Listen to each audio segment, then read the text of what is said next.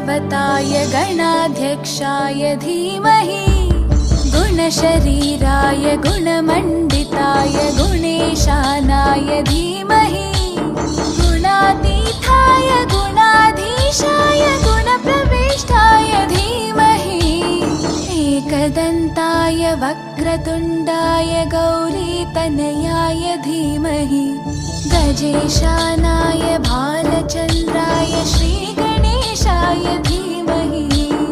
एकदन्ताय वक्रतुण्डाय गौरीतनयाय धीमहि गजेशानाय भालचन्द्राय श्रीगणेशाय धीमहि।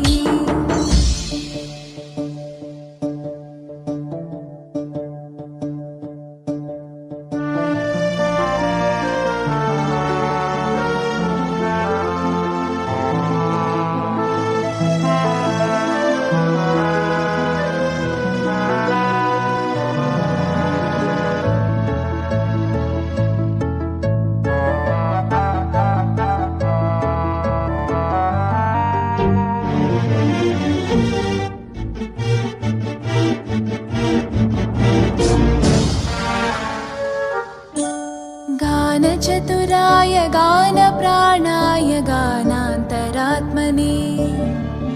गानोत्सुकाय गानमत्ताय गानोत्सुकमनसे गुरुपूजिताय गुरुदैवताय गुरुकुलस्थायिने गुरुविक्रमाय गुह्यप्रवराय गुरवे गुणगुरवे गुरुदैत्यकलक्षेत्रे गुरुधर्मसताराध्याय गुरुपुत्रपरित्रात्रे गुरुपाखण्डकण्टकाय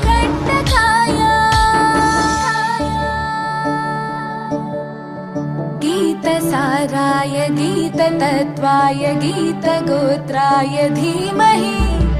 गूढगुल्फाय गन्धमत्ताय गोजयप्रदाय धीमहि